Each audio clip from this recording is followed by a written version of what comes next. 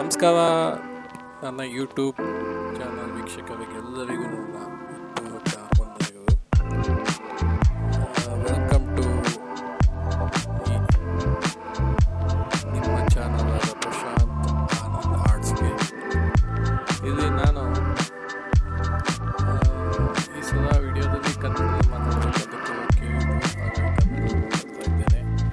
ನಾನು ನಿಮಗೆ ಅಕ್ರಿಲಿಕ್ ಬಳಸಿ ಪಕ್ಷಿ ಚಿತ್ರ ಹೇಗೆ ಸುಲಭವಾಗಿ ಬರೀಬಹುದು ಮತ್ತು ಸರಳವಾಗಿ ಒಂದು 170 GSM ಪೇಪರ್ ಯೂಸ್ ಮಾಡಿ ಹೇಗೆ ಬರೀಬಹುದು ಅಂತ ತಿಳಿಸೋಕ್ಕೆ ಈ ವಿಡಿಯೋನ ಮಾಡಿದ್ದೇನೆ.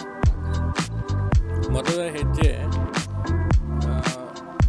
ಪಕ್ಷಿಯ ಆಕಾರವನ್ನು ಚಿತ್ರಿಸಿ ಬರೀಬೇಕು. ಆಲ್ರೆಡಿ ಬರ್ಕೊಂಡಿದ್ದೇನೆ. ಈಗ ಬ್ಯಾಕ್ಗ್ರೌಂಡ್ ಮಾಡೋ ವಿಧಾನ ನೇಚರ್ ಡ್ರಾಯಿಂಗಲ್ಲಿ ಫಸ್ಟ್ ಬ್ಯಾಕ್ಗ್ರೌಂಡ್ ಮಾಡಬೇಕು. ಅದಕ್ಕೆ 3 ಟೈಪ್ ಆಫ್ ಗ್ರೀನ್ ಇಲ್ಲಿ ಯೂಸ್ ಮಾಡಲಾಗಿದೆ. ಒಂದು dark green, yellow green and light yellow green. Dark ಗ್ರೀನ್ಗೆ ನೀವು ಬರೀ ಗ್ರೀನ್ ಅಕ್ರಿಲಿಕ್ ಸಿಗುತ್ತೆ, ಅದನ್ನೇ ಯೂಸ್ ಮಾಡ್ಬೋದು. ಇಲ್ಲ ಅಂದರೆ ಅದಕ್ಕೆ ನೀವು ಬ್ಲೂ ಕಲರ್ನ ಮಿಕ್ಸ್ ಮಾಡಿ ಡಾರ್ಕ್ ಬ್ಲೂ ಬರುತ್ತೆ.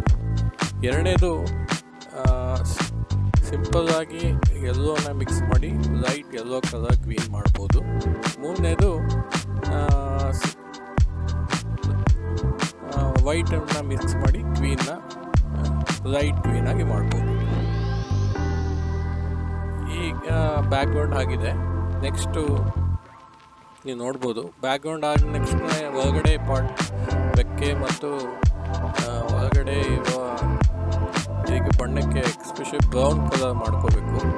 ಬ್ರೌನ್ ಮಾಡಿದ ರೆಕ್ಕೆ ಎಲ್ಲ ಬರೆದ ಮೇಲೆ ಉಪ್ಪು ಮತ್ತು ಈ ಎಲ್ಲ ಬ್ಲೂ ಎಲ್ಲ ಹಾಕಿದ ಮೇಲೆ ನೀವು ಅದಕ್ಕೆ ಜಸ್ಟು ವೈಟ್ ಕಲರಿಂದ ಸಣ್ಣ ಸಣ್ಣ ಗೆರೆಗಳು ಮಾಡಿದ್ರೆ ಅದು ಪುಕ್ಕ ಥರ ಕಾಣುತ್ತೆ. ಈ ಥರ ಮಾಡ್ಕೊಂಡು ಹೋದರೆ ನಿಮಗೆ ಜಸ್ಟ್ ಈ ವಿಡಿಯೋ ನೋಡಿ ನಿಮಗೆ ಎಲ್ಲ ಗೊತ್ತಾಗತ್ತೆ.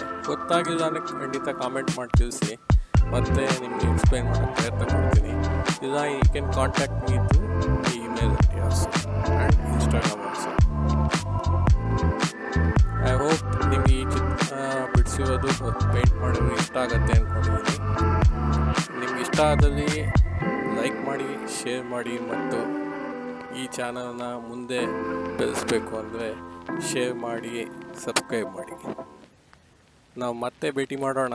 ಹೀಗೆ ಇದೇ ತಾನೇ ಪೇಂಟ್ ಮಾಡ್ತಾ ಇರೋಣ. I hope you all enjoy this video.